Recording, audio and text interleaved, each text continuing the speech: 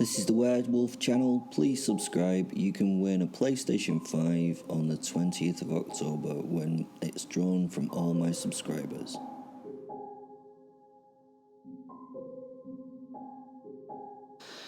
Hello, my name's Will. I've been asked to explain a few things that are going on in the world. There's lots of conspiracy theories out there, but I'm going to go into a theory.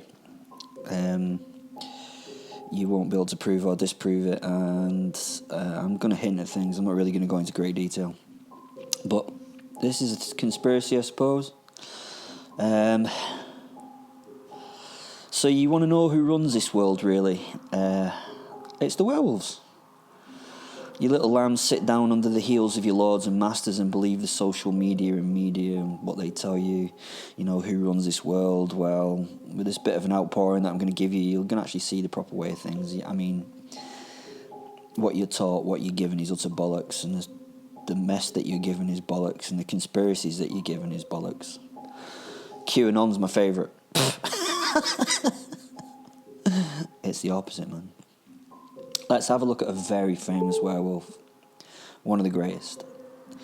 Meet Vladimir Putin, the ruler and number one and king of Russia.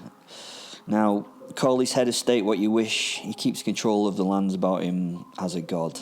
And that's because he is a god. He's a fucking werewolf. Putin is an excellent example of how a predator placed in the correct position can run and control the herds of you as though you have no free will. Well, you're given some bits of free will to choose from, but only the choices that you're given and they're tiny, to be honest. So you feel like you've got free will, but you ain't. Putin was born in Leningrad when it was still called Leningrad, and after leaving university there with a law degree, went to work for the KGB as a foreign intelligence officer. I mean, that's as badass as it fucking gets, isn't it, really? He's going to be a foreign intelligence officer in the KGB, and he rose pretty quickly through the ranks, and at the end of it all, he came out as a lieutenant colonel, and he was known for his efficiency and viciousness and strength. Where he became a werewolf was in Dresden. He was there as in disguise as a translator. He's fluent in German. And he was really gathering information from different terrorist organisations for the KGB. I think one of them was called the Red Army Faction or something. So that's where he actually met his werewolf part, and we'll go into that in a bit more detail in a minute. He also spent some time in South Asia and was part of a group that's at the end of when the Berlin Wall fell and East Germany fell, he went and saved a lot of the files from getting into the wrong hands, including getting into the wrong Russians' hands as well. I mean, he was famously good at burning files from the KGB. Yeah, he was good at that. It was at this point in Dresden that he combined with a very famous werewolf posit, so-called Koloto.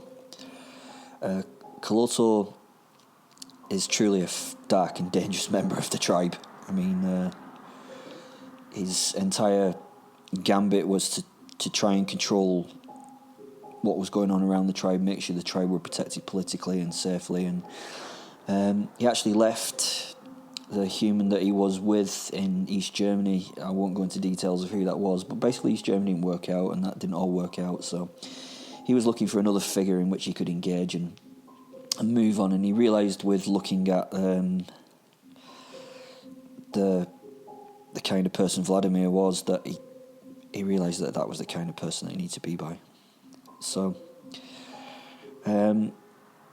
it was during this period of transformation. I mean, taking a fucking werewolf in and understanding it and getting on with it's a difficult one. And Vladimir had his loyalty questioned and stuff. And yeah, at some point it didn't look good for him, but being the vicious git that he was with a werewolf soul to help him, he managed to get through. When East Germany fell, he then decided, along with Koloto, to actually start getting invested in politics, and he became something to do with the mayor of St. Petersburg, which Leningrad had changed its name to, and he built his way up through the system until he was in charge of foreign investments and international relations. I mean, he was always a bit dodgy. I mean, He famously got investigated for selling $93 million worth of metals and not getting anything back for it, or not getting what he was promised back for it. He was promised food and medicines. Maybe $93 million came back, who knows. In the 90s in Moscow, he worked his way up to being the head of the Federal Security Service, the FSB. That's the replacement for the KGB. He became the head of the evil bastards. I mean, he was in charge of deception and spying and all the bollocks that goes around with that. I mean, he was the boss. And then after that, he became the premier of Russia. And he organised a political system so that he could always be in charge, whatever it seemed his position or status was. He was just made himself the boss of whatever happened. His strong law and order base and his general stance of not fucking about on the world political theatre made his people love him. I mean, Russia had just been struck and collapsed and had Yeltsin, who was a fart, and now they saw this strong, tough, no-nonsense character come up who had the evil fluence on him, and they loved him. I mean, I think it was 2017, he had 86 approval rating from his people. But to be honest, who's going to disapprove of him? Because I wouldn't, because that's fucking daft, you know. If you disapprove of him, would you still be around? I doubt it. I mean, he's not done everything for the werewolves. I mean, he protects. I mean, the other interviews that I'll do will talk about Sugarat in Siberia and the Urals and how the tribe of the werewolf lived there and how they run, how it's an oligarchy and stuff. And we'll see that Putin did protect them and make sure that was all safe and stuff. But he did a lot of good for the Russian people as well. I mean, a lot of bad as well, but a lot of good for the Russian people. He's done a lot of good. He annexed Ukraine. And he stood against the West, telling them basically to get lost. I thought that was brilliant. Because like back in 2000, he'd said he'd consider joining NATO. And then after that, he spent most of his time making sure NATO didn't push any further towards Russia and Europe. They basically don't fuck around. They just told NATO to back off. And yeah, it's getting to a point, maybe not so much now, but it was where Russia was looking very aggressive and some of the Baltic states were actually shitting themselves that Russia were going to come over the hills. He's converted Russia into an autocracy, and I like to say he rules it like fuck. He's fucked about with all of the promises on politics and economics, but he's always pushed himself to be in complete control. I mean, he's just changed laws as he wants. I think the first one was in 2004, and he decided that he would sign a law allowing him to choose whoever he wanted to rule and be the governors of certain areas. I think that was fantastic. And he just kept doing that. He just kept giving himself more and more control. He famously worked alongside Dmitry Medvedev. I think that's how you say it. That was his puppet. And he basically just stayed in charge. I mean, he returned to the presidency in 2012, and then Putin's parliament passed a law that allowed him to go from 4 years to 6 years in turn.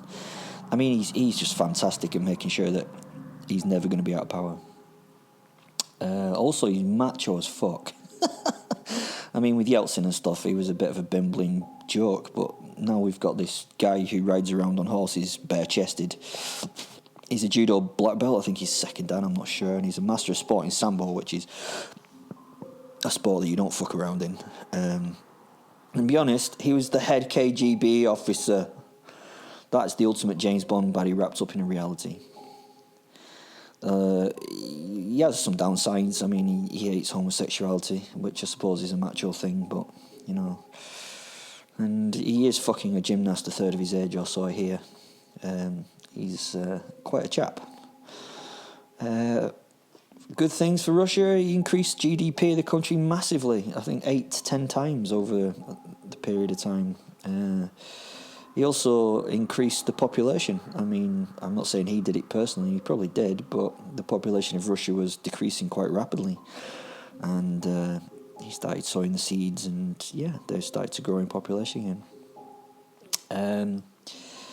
Bad things, he completely fucks off the ability of his people to have any free speech. You do not do that shit over there. If you do, you die, disappear, or spend your life digging ice in Siberia. He does not fuck about.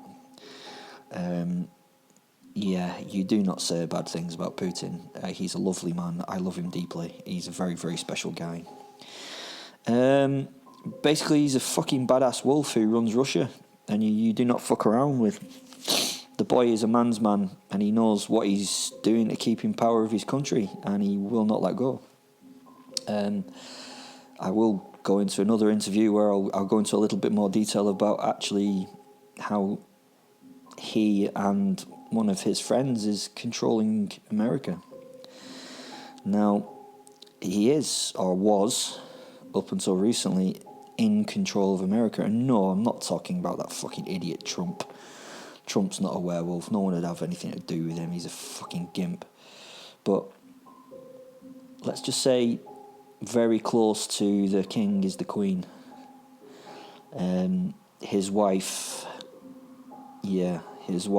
is one of us, and she is very clever and a very dangerous lady. Let's just say you wonder why Trump doesn't hang around with her on full moon.